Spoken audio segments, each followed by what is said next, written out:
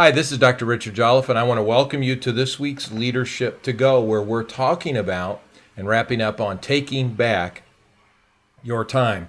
And I've really enjoyed this particular teaching as we're moving into the fall season.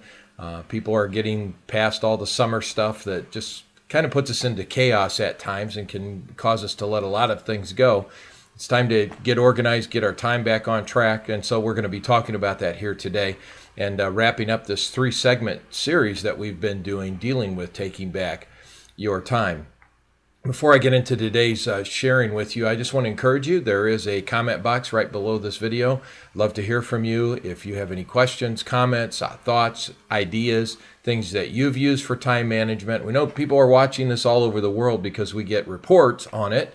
And we'd love to hear from you through Google Plus or through Twitter or through Facebook. We just think that'd be great. If you could respond to us, let us know if you have questions about time management. We'd love to help you out with that as well. Be sure to hit the thumbs up that's there if you enjoyed this message today. And we just want to be a great blessing to your life. Well, we're talking about taking back your time, and I shared a little bit about one of the theories that I operate by, and that is whenever I'm dealing with a situation, is this a must do, should do, or could do? And must-dos are things we have to get done, things that we have to deal with, or things that are required of us to do. And so I talked a little bit about prioritizing our life, that we have to prioritize what we've got going on in our life by basically those 3 categories. The 3 major priority words are required. Must I do that? Number 2, does it produce a return? And then the third one, is there a reward that's tied into it, meaning which could just be personal encouragement, not necessarily financial reward or some other type of reward that goes with it, but just something that internally I feel really good about doing that. So in my time crunch, and I'm dealing with my time crunch, I have to do this. I need to keep doing what's required. I need to keep doing what brings return, and I need to keep doing which has reward. I need to let go of things that are not required. Things other people are asking me to do, things that just are not that high of a priority, that have no return and have no reward. And so that can be difficult at times, and I respect that it can be a challenge, but it does help us if we categorize our opportunities by, is this something I must do? Is this something I should do? Or is this something I could do? That'll really help us. And that, of course, brings us to the next one, and that is we need to eliminate waste from our schedules.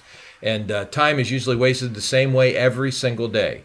And so however that is, I find I like to fool around with my electronic devices, and that can become a huge time waster. I like to keep up on all the media sources that I follow.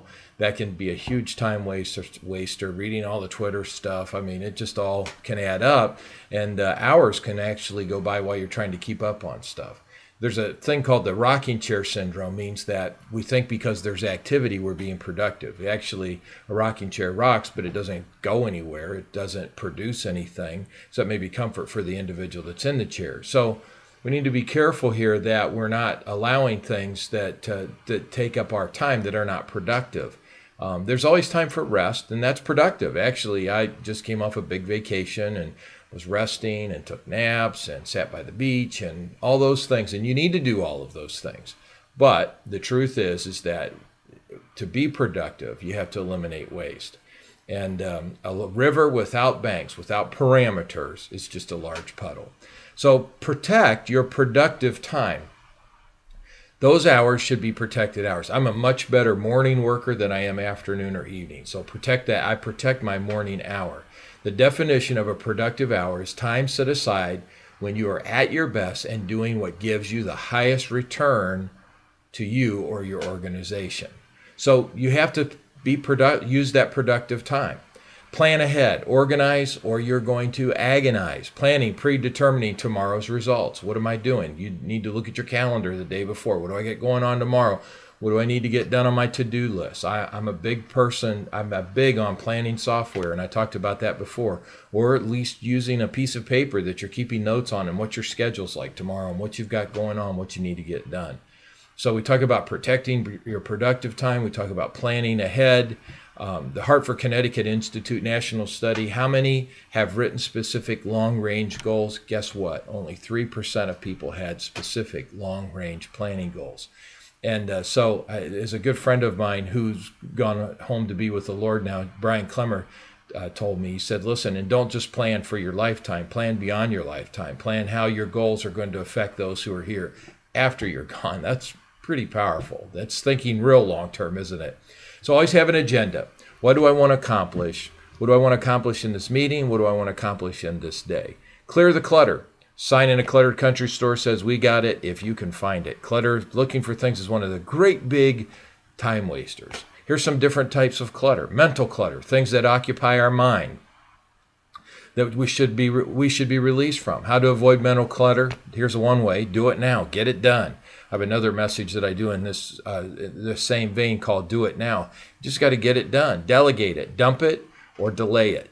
That's a real important. That's why I like the get it done system, because that's one thing that it does allow us to do, is to delay, to delegate, to move things forward so that we're not stuck just mentally thinking over, oh, I got to get that done. Emotional clutter, things that occupy our mind, our spirit, that should be released from it. How to avoid the kinds of mental clutter, the fear, worry, unforgiveness, pettiness, pride, jealousy. How do we do that? One, see the big picture. Forgive instantly. I'm just a big believer in forgiveness. I just finished a series on forgiveness. We have to forgive instantly. Have an active prayer life and spend time with God every day in His Word. So here's some other thoughts with this. Not only can we clear the clutter, but we can also, one thing I found that is very effective is you can get up early or you can stay up late. But here's the thing, don't do both. That's a real tough deal. I'm an early person, so I like to get up early, usually 5, 6 a.m. in the morning. I'm up starting my day. But some people are more effective at night, and that's not a problem, or more effective. But you can't do both. You can't.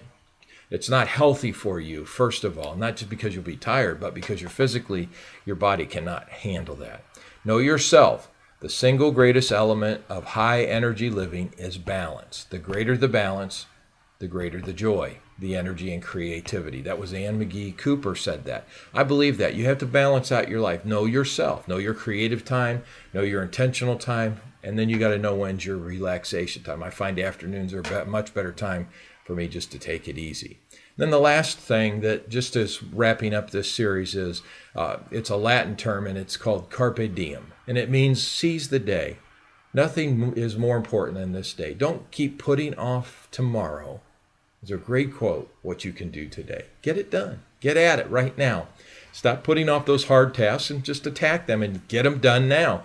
And you'll find they'll go quickly, and then you can move on to other stuff. So this is our challenge. Carpe diem. Seize the day. Don't wait. Get a planning system today. Start thinking about your goals. If you didn't start at the beginning of the year, start thinking now about what am I going to do this year? What am I going to accomplish? I got 6 months. Here we are. Or we got less than 6 months, actually. We're in September. So we're going into the last quarter of this year of 2012. What are you going to do? What's going to happen? Are you just going to put out, finish out, or are you going to go flaming out? You're going to just get done what needs to get done. So I just encourage you to seize this day and start today planning your schedule. It's has always been my honor to be with you today and share with you some of these thoughts that come from our Eagles, Energizing and Growing Leaders Empowered Supernaturally program that we do. And we just want to be a blessing to your life. We hope today's message has encouraged you. Remember, there's a comment section below this video that you can leave your thoughts, your ideas, your questions, your suggestions. And maybe if there's a subject you'd like to see me get into, I've been doing this for over 30 years, so I've got tons of information, and it's just my privilege to be able to share that information with you. Have a great day.